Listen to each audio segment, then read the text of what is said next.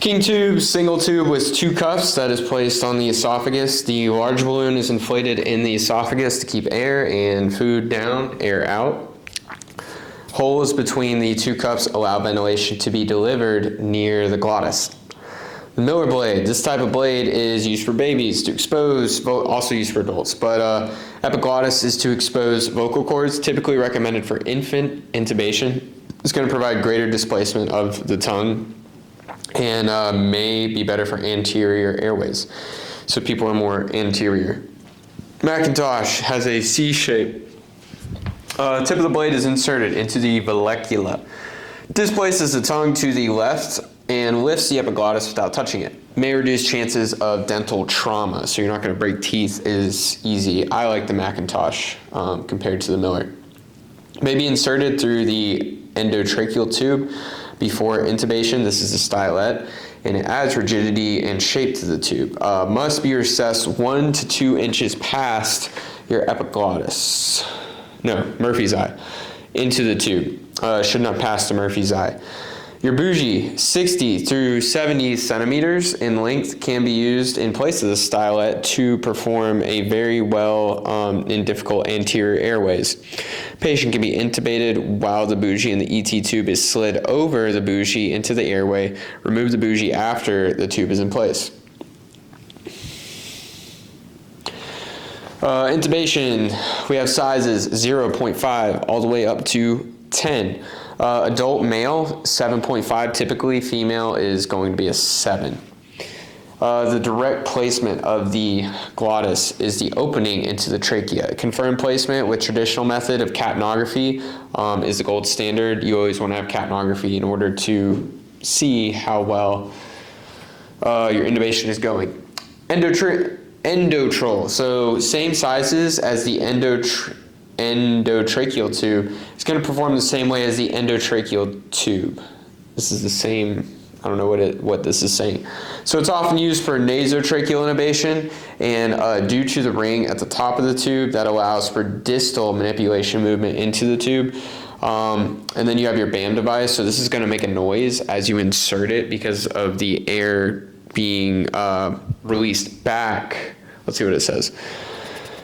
To help identify proximity of the glottis opening, and when the patient is inhaling, exhaling during nasotracheal intubation, the device is going to produce a whistling noise. So there you go.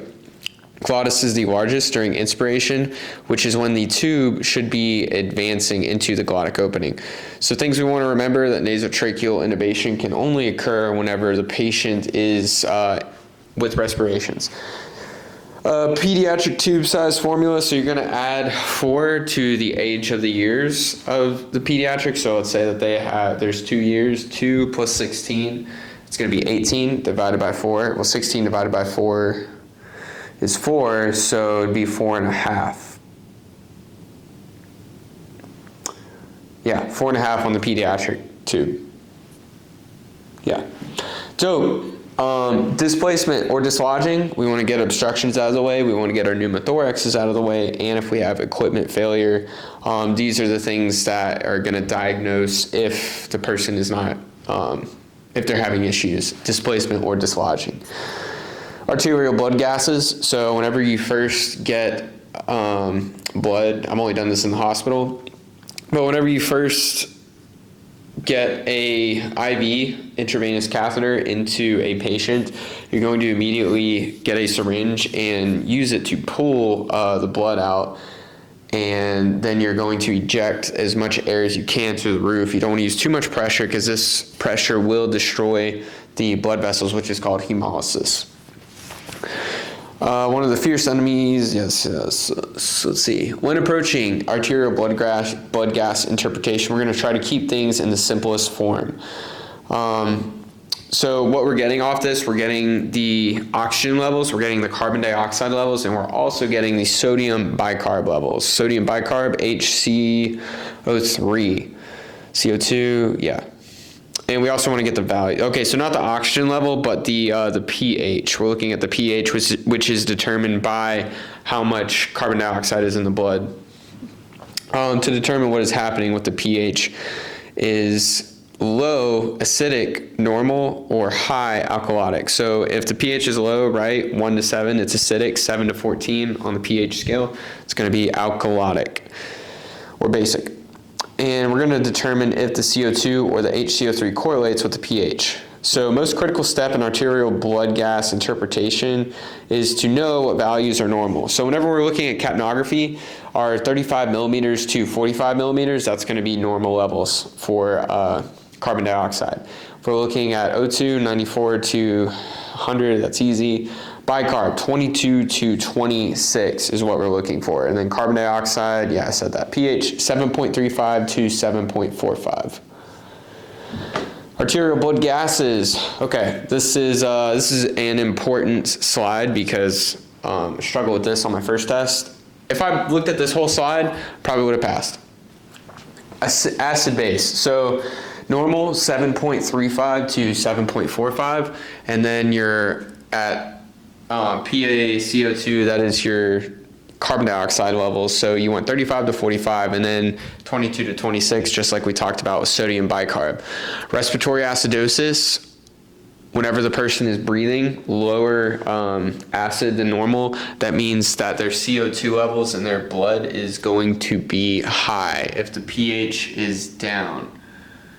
They're respiratory acidosis, they're breathing more. They're currently breathing CO2 out. And because they're acidic because they're within a lower range of 7.35 or at 7.35, which means that, well, I guess sodium bicarb is going to be normal. It's not really coming into play with this. Now, if they're in respiratory alkalosis, that is the opposite of respiratory alkalosis, which is why if they're in respiratory alkalosis, they're breathing higher pH. pH is in their blood. And their PaCO2 is going to be lower, less CO2, and sodium bicarb is still normal in this case. If they're in metabolic acidosis, then just like respiratory acidosis, the pH is going to be lower. But this is interesting. If they are in metabolic acidosis, their CO2 is going to be normal, but their sodium bicarb is going to be lower. So metabolic acidosis means that sodium bicarb, metabolic bicarb is going to be lower. If they're in metabolic alkalosis, higher. So yeah, higher sodium bicarb and higher pH level. Metabolic acid. Okay, and then the CO2 is going to be normal. I'm not really sure of the science behind this, exactly why it's doing this. Maybe it explains it. So a mnemonic that's often discussed with arterial blood gases is ROME. We have respiratory, opposite, metabolic, equal. ROME refers to the directions that the pH and the CO2 or sodium bicarb move in correlation with one another. Respiratory, opposite, metabolic, equal. All right, so that makes sense, right? So respiratory, opposite, metabolic, equal. So pH and sodium bicarb is equal. Respiratory acidosis, pH, PaCO2 is up. Yeah, study that. I'm still figuring it out. Respiratory opposite. In respiratory cause conditions, when the pH decreases less than 7.35, acidic, the CO2 increases greater than 45, acidosis. This is conversely when the pH increases at greater than 7.45, alkalosis, then the CO2 is going to decrease less than 35, which would be called alkalosis. The metabolic equal, so metabolic cause conditions when pH decreases, we're going to have less than 7.35 acidic, and HC0290 sodium bicarb is going to decrease less than 22, which means it's acidosis. Sodium bicarb is a plus charge molecule. Conversely, when the pH increases over 7.45, which is alkalosis, the sodium bicarb